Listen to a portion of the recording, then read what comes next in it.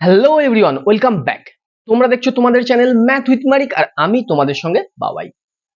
আজকের ক্লাসটা শুরু করার আগে প্রথমেই থ্যাঙ্কস দিতে চাই আমাদের দুই বন্ধুকে, যে বন্ধুরা জানতে চেয়েছে যে বাগনান হাই স্কুলের কোশ্চেন সেট আপলোড করার জন্য এবং পরিমিতির বাকি অঙ্কগুলো করিয়ে দেওয়ার জন্য। তো আমরা আজকে পরিমিতির বাকি অঙ্কগুলো করিয়ে দিচ্ছি এবং আর এক বন্ধু বলছি যে আমরা খুব তাড়াতাড়ি বাগনান হাই স্কুলের কোশ্চেন পেপারটা সলভ করে দেবো। আমরা আগের দিনে কি শিখেছিলাম? আগের দিনে আমাদের যে চ্যাপ্টার ছিল সেটা হচ্ছে গোলক। তো গোলকের সম্পর্কে আমরা বিভিন্ন ফর্মুলাগুলো আলোচনা করেছিলাম এবং গোলক কি সেই ব্যাপারটা বুঝছিলাম, এবং তার সঙ্গে কি করেছিলাম, 5টা অঙ্ক করেছিলাম। যারা আগের ভিডিওটা এখনো দেখোনি তারা ডেসক্রিপশন বক্সে লিংক দেওয়া আছে, তারা সেখান থেকে গিয়ে দেখে নিতে পারো। আজকের ক্লাসে কি করব? আজকের ক্লাসে আমরা বেছে নিচ্ছি পরবর্তী 5টা অঙ্ক। সেই 5টা অঙ্ক আজকে আমরা করব, তাই দেরি না করে ক্লাসটা শুরু করা যাক।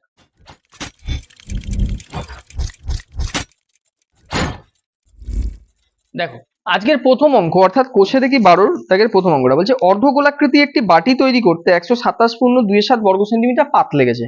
বাটিটির মুখের ব্যাসের দৈর্ঘ্য কত? তাহলে দেখো, মনে করি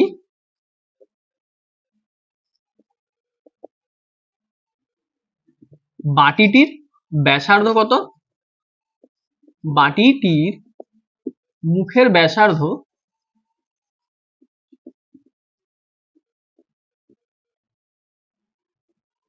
ইজিক্যাল টু আর একক। তাহলে মুখের ব্যাসার্ধ আর একক। তাহলে দেখো, পাত লেগেছে কত? পাত লেগেছে 127.27 সমান কত? দেখো, 7 7 49 9, হাতে কত আছে? হাতে 4, 7 2 14, 4 18, 8, হাতে থাকবে 1, 7 1 7 1 8, আর তার সঙ্গে 2 অ্যাড, তাহলে 1, তাহলে কত আসছে? 891/7 এটা আসছে। এবার দেখো, তাহলে পাত লেগেছে কার সমান? পাত লেগেছে হচ্ছে তার বক্রতলের ক্ষেত্রফলের সমান, অর্থাৎ কি অর্ধগোলকের বক্রতল হচ্ছে 2πr²। তাহলে শর্তানুসারে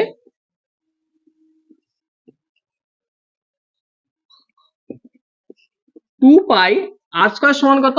891/7। তাহলে কত আসছে? দেখো, 2 গুণিত 22/7 ইন্টু r² ইজিক্যাল টু 891/7। তাহলে r² ইজিক্যাল টু কি আসবে? r² আসছে 891/7 ইন্টু এই 7টা উপর দিকে চলে যাবে, 22টা নিচে, আর ইন্টু 2। তাহলে এটা কত আসছে? দেখো, 88, আর এখানে কত আসছে? দেখো 1। তাহলে এইখানে দেখো ক্যালকুলেশন করলে 7 7, তাহলে 81/4 r²। তাহলে আর আসবে কত? √81/4 ইজিক্যাল টু কত? 9/2 সমান কত? 4.5। তাহলে আমার ব্যাসার্ধ বেরিয়েছে 4.5। তাহলে বাটিটির, অতএব বাটিটির মুখের ব্যাস, বাটিটির মুখের ব্যাস ব্যাস ইজিক্যাল টু কত? 2 ইন্টু 4.5 সমান কত? 9 সেমি। তাহলে এটাই তোমাদের অ্যান্সার। সংখ্যা আমাকে বলছে যে সাতেরটা একটি নিডেড লোহার গোলার ব্যাসার্ধের দৈর্ঘ্য 2.1 সেমি। ওই গোলাটিতে কত ঘন সেমি লোহা আছে তা হিসাব করে লিখি এবং ওই লোহার গোলার বক্ষতলের ক্ষেত্রফল নির্ণয় করি। তাহলে আমাকে কি বলেছে? দেখো, লোহার গোলার ব্যাসার্ধের দৈর্ঘ্য,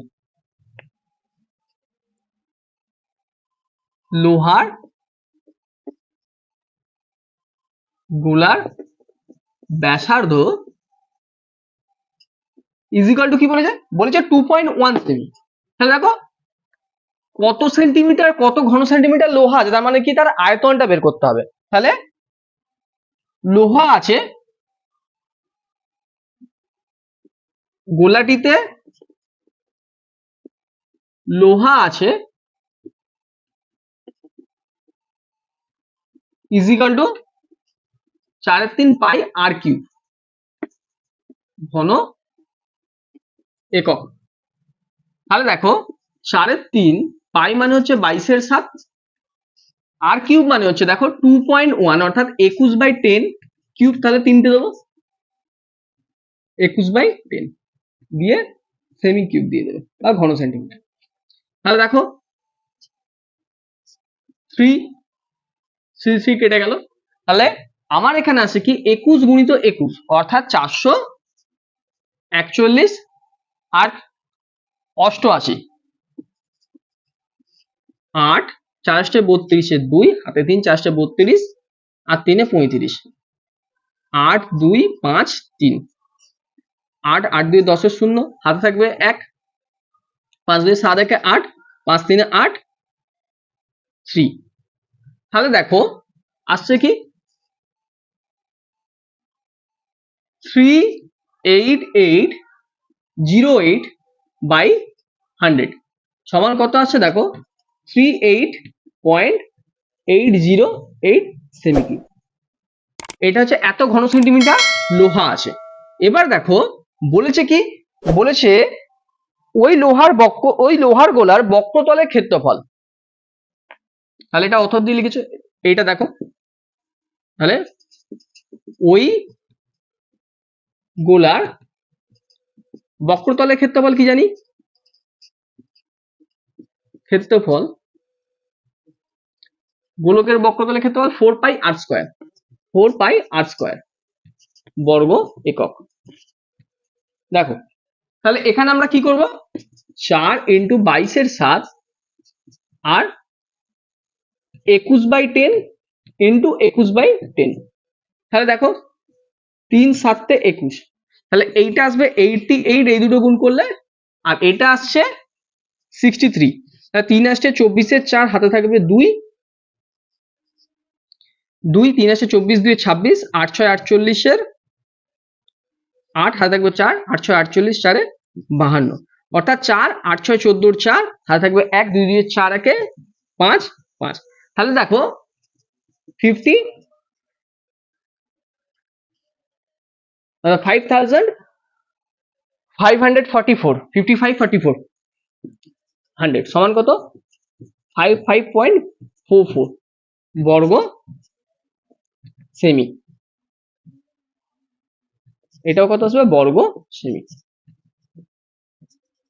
দেখো এটাই হচ্ছে তোমাদের অ্যান্সার। তোমরা ক্লাস নোটস নিয়ে কোনো চিন্তা করবে না, দেখো ডিসক্রিপশন বক্সে লিংক দেওয়া আছে, সেখানে তোমাদের সম্পূর্ণ ফ্রি পিডিএফ দেওয়া হচ্ছে। পরবর্তী অঙ্ক আসা যাক। পরবর্তী অঙ্ক হলো 8এরটা, বলছে নিরেট সীসার গোলকের ব্যাসের দৈর্ঘ্য 14 সেন্টিমিটার এবং এই গোলকটি গলিয়ে 3.5 সেমি দৈর্ঘ্যের ব্যাসার্ধের কতগুলি নিরেট গোলক তৈরি করা যাবে হিসাব করে লিখি। তাহলে দেখো বলছে, তাহলে প্রথম গোলক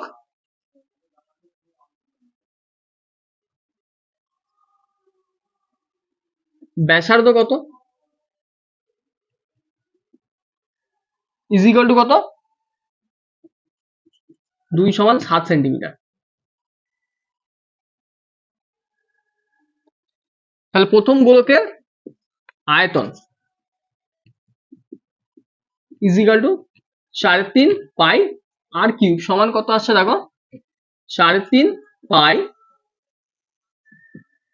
7 এর কিউব। তাহলে দ্বিতীয় গোলকের ব্যাসার্ধ, গোলকের ব্যাসার্ধ ইজ ইকুয়াল টু 3.5 সেমি। তাহলে দ্বিতীয় গোলকের আয়তন সমান কত 3.5 পাই, সেই একই ফর্মুলা। তাহলে এটাকে R1 করে দাও আর এটাকে R2 করে দাও, তাহলে সমান কত আসছে 3.5 পাই, R2 মানে হচ্ছে 3.5 এর হোল কিউব। এখন দেখো বলছে মোট কতগুলি এই ছোট ব্যাসার্ধের যেটা আছে সেটা কতগুলি গোলক পাওয়া যাবে। তাহলে অতএব মোট গোলক পাওয়া যাবে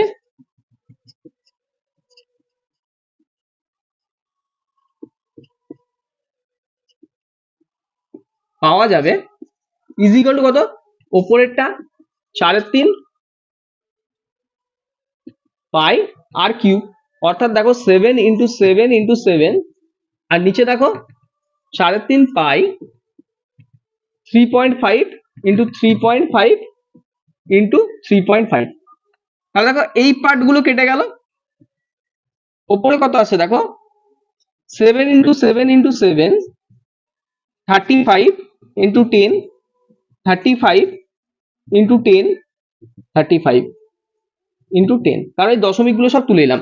তাহলে দেখো 5 7 35, 5 7 35, 5 7 35, তাহলে 5 দুগুণে 10, 5 দুগুণে 10, 5 দুগুণে 10 সমান কত? 8। তাহলে মোট গোলক পাওয়া যাবে কত? 8টি। অর্থাৎ এই বড় মাপের গোলকটা গলিয়ে ছোট মাপের যে গোলক তৈরি হবে সেটা কত সংখ্যায় কত? 8টি অঙ্ক দেখো 3 সেন্টিমিটার, 4 সেন্টিমিটার ও 5 সেন্টিমিটার দৈর্ঘ্যের ব্যাসার্ধে 3টি নিরেট তামার গোলক গলিয়ে একটি নিরেট বড় গোলক তৈরি করা হলো। বড় গোলকটির ব্যাসার্ধের দৈর্ঘ্য হিসাব করে লিখি। তাহলে প্রথমে কি লিখবো? মনে করি বড় গোলকটির ব্যাসার্ধ is equal to capital R. আর ছোট প্রথম গোলকটির ব্যাসার্ধ R1, দ্বিতীয় গোলকটির ব্যাসার্ধ ইজ ইকুয়াল টু R2, তৃতীয় গোলকটির ব্যাসার্ধ ইজ ইকুয়াল টু R3। তাহলে প্রথম গোলকের আয়তন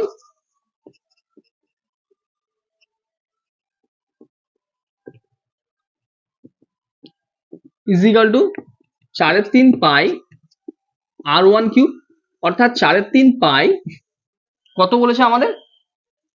3 সেন্টিমিটার, অর্থাৎ 3 এর কিউব। তাহলে দ্বিতীয় গোলকের আয়তন is equal two 4/3 pi R2 cube সমান কত? 4/3 পাই, দ্বিতীয়টা বলেছে আমাদেরকে 4 সেন্টিমিটার, 4 এর কিউব। তৃতীয় গোলকের আয়তন ইজ ইকুয়াল টু কত? 4/3 পাই R3 কিউব সমান কত? 4/3 পাই বলছে কত? 5 এর কিউব। তাহলে দেখো খুব ভালোভাবে লক্ষ্য রাখো, তিনটি গোলকের মোট আয়তন, অতএব তিনটি গোলকের মোট আয়তন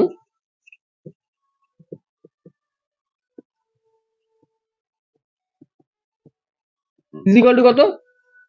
4/3 পাই 3 এর কিউব প্লাস 4/3 পাই 4 এর কিউব প্লাস 4/3 পাই 5 এর কিউব। দেখো 4/3 পাই কমন নিয়ে নিলাম, তাহলে 3 এর কিউব প্লাস 4 এর কিউব প্লাস 5 এর কিউব। ওকে, ঘন একক। তাহলে এখানে ঘন সেমি। ওকে, এগুলো সব একক বলে লিখে দেবে।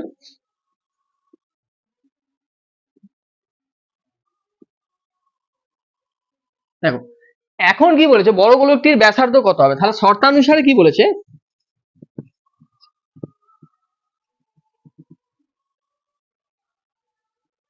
সাড়ে তিন পাই R cube is equal two 4/3 পাই 3 এর কিউব প্লাস 4 এর কিউব প্লাস 5 এর কিউব